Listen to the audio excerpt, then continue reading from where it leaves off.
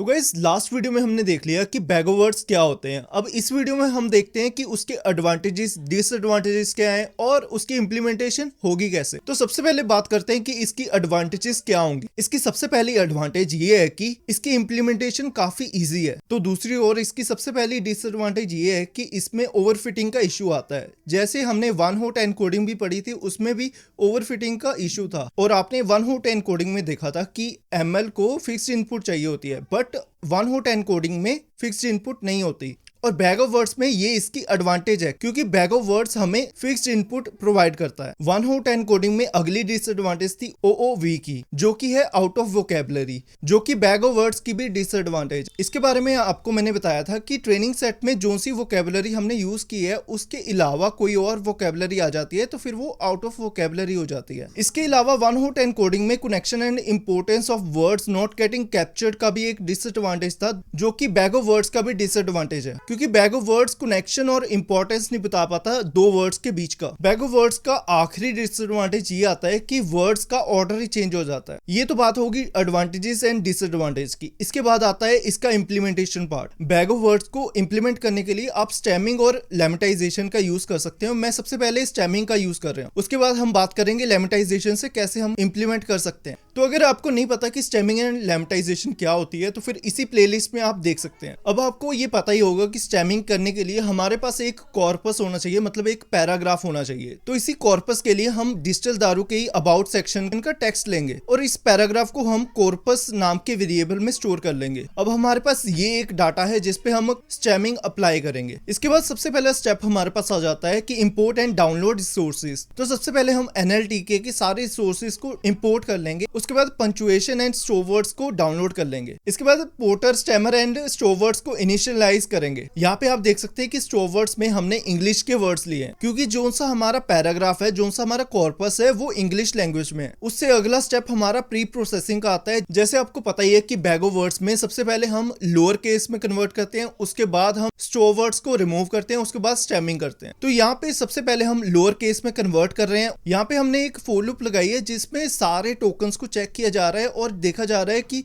उसमें स्टॉपवर्ड and punctuation है या नहीं है। अगर वो स्टॉपवर्ड और पंक्चुएशन में नहीं होगा तो फिर उस वर्ड पे स्टेमिंग अप्लाई हो जाएगी। इसके बाद हम कॉर्पस के सारे डॉक्यूमेंट्स को प्री प्रोसेस कर देंगे। इससे अगला स्टेप आ जाता है convert to bag of words. इसमें सबसे पहले हमने काउंट वेक्टराइजर को इनिशियलाइज कर लिया है। उसके बाद जो सा हमारा प्रोसेस जो कॉर्पस था उसमें फिर ट्रांसफॉर्म कर दिया है। उसके बाद हमने वोकैबुलरी को अलग कर लिया है और उसकी बो मैट्रिक्स को अलग कर लिया है और उसी को प्रिंट करा लिया है। अब देख लेते हैं इसकी आउटपुट क्या आ रही है हमारे पास। तो फिर यहाँ पे आप देख सकते हैं कि सबसे पहले हमारे पास वोकैबुलरी आ गई। जैसे आप देख सकते हैं कि एबल को इसने ABL लिखा है, जो कि स्टेमिंग की डिसएडवांटेज है, बट ये लेमेटाइजेशन में लगभग ठीक हो जाएगी। और दूसरी तरफ यहाँ पे आप देख सकते हैं कि बैग ऑफ वर्ड्स की मैट्रिक्स भी बन के आ रही है। इसके बाद देख लेते हैं कि बैग ऑफ वर्ड्स को लेमेटाइजेशन की हेल्प से कैसे अप्लाई करेंगे। इसमें सारे स्टेप सेम है, इसमें भी हम सेम कॉर्पस को यूज कर रहे हैं। इसके बाद सबसे पहला स्टेप हमारा आ जाता है इंपोर्ट एंड डाउनलोड रिसोर्सेज का। इसमें हम सबसे पहले सारे रिसोर्सेज को डाउनलोड कर लेंगे, इंपोर्ट कर लेंगे, उसके बाद लेमेटाइजर को इनिशियलाइज कर लेंगे। इसके बाद हम एक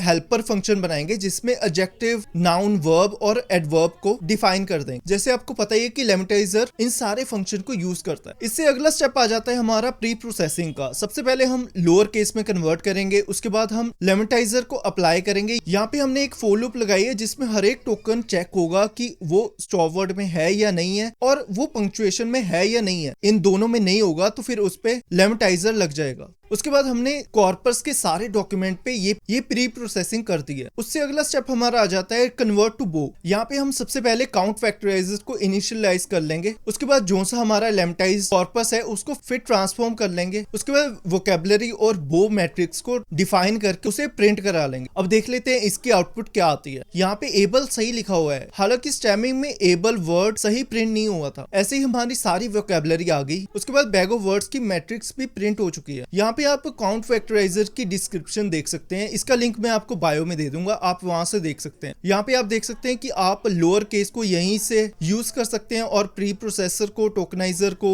स्टोर वर्ड्स को, मतलब इन शॉर्ट आप प्री प्रोसेसिंग का सारा पार्ट यहाँ से कर सकते हैं। यहाँ पे एक कुछ ऐसे फंक्शंस है जो से हमने अभी यूज नहीं किए, जैसे कि एनग्राम रेंज, मैक्स फीचर और बाइनरी। सबसे पहले बात करते हैं मैक्स फीचर्स एंड बाइनरी की। इसको अप्लाई करने के लिए सिंपली आप काउंट फैक्टराइजर में बाइनरी इक्वल टू ट्रू कर देंगे और मैक्स फीचर इक्वल टू 20 या फिर कोई भी एक नंबर। बेसिकली मैक्स फीचर क्या है कि आप कितने नंबर ऑफ फीचर्स यूज करना चाहते हैं। इसके आउटपुट में आप देख सकते हैं कि यहाँ पे 0 1 के अलावा 2 भी है। जब हम बाइनरी इक्वल टू ट्रू कर देंगे तो यहाँ पे 0 1 ही आएगा। और दूसरी ओर मैक्स फीचर इक्वल टू 20 किया तो इसकी शेप 8,20 बन गई, जो कि पहले 8,45 थी। इसी तरह आप स्टैमिंग में भी इसे अप्लाई कर सकते हैं। तो बैग ऑफ वर्ड्स का एक टॉपिक है एनग्राम।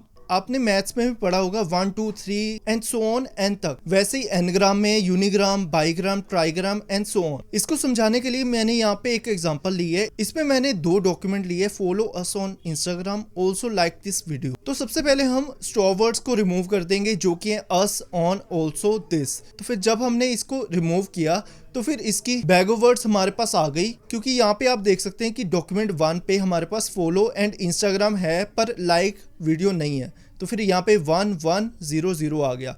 और दूसरे डॉक्यूमेंट में हमारे पास फॉलो और इंस्टाग्राम नहीं है बट लाइक एंड वीडियो है। तो फिर यहाँ पे 0 0 1 1 आ गया। ये यूनिग्राम कहलाएगा। अब बात करते हैं बाईग्राम क्या होता है। यहाँ पे आप देख सकते हैं कि फॉलो, इंस्टाग्राम, लाइक, वीडियो तो सेम है। उसके बाद हमने यहाँ पे फॉलो और इंस्टाग्राम को ज्वाइन कर दिया, मतलब 2 के पेयर्स बना लेंगे। यहाँ पे हम एक पेयर हमारा आ गया फॉलो एंड इंस्टाग्राम और दूसरा पेयर आ गया लाइक एंड वीडियो। यहाँ पे फर्स्ट डॉक्यूमेंट में आप देख सकते हैं कि फॉलो एंड इंस्टाग्राम तो है हमारे पास, पर दूसरे डॉक्यूमेंट में हमारे पास नहीं है। और लाइक वीडियो पहले में नहीं है, दूसरे में है। तो फिर यहाँ पे 0 और 1 आ गया। पिछला सारा सेम टू सेम होगा।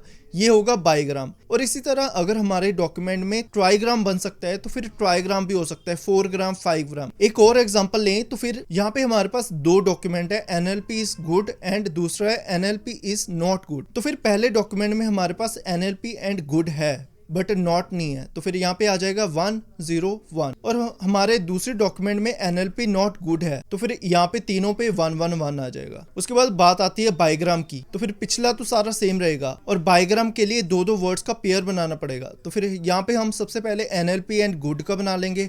उसके बाद अगला हमारा आ जाएगा NLP एंड नॉट, उसके बाद नॉट एंड गुड। तो फिर इसी तरह हम पहले डॉक्यूमेंट में देख लेंगे कि NLP गुड है, यहाँ पे हमारे पास NLP गुड है तो फिर यहाँ पे 1 आ गया। NLP not and not good पहले डॉक्यूमेंट में नहीं है तो फिर यहाँ पे 0 0 आ गया। इसके बाद हम दूसरे डॉक्यूमेंट में देख लेंगे कि NLP गुड है। यहाँ पे आप देख सकते हैं कि NLP है बट गुड नहीं है तो फिर यहाँ पे 0 आ जाएगा। उसके बाद NLP नॉट है और नॉट गुड भी है। तो फिर ये हो गया हमारा बाईग्राम। इसी तरह हम अगर कहें कि 1,1 तो फिर वो यूनिग्राम कहलाएगा। अगर हम कहें कि 1,2 तो फिर वो यूनिग्राम एंड बाईग्राम कहलाएगा।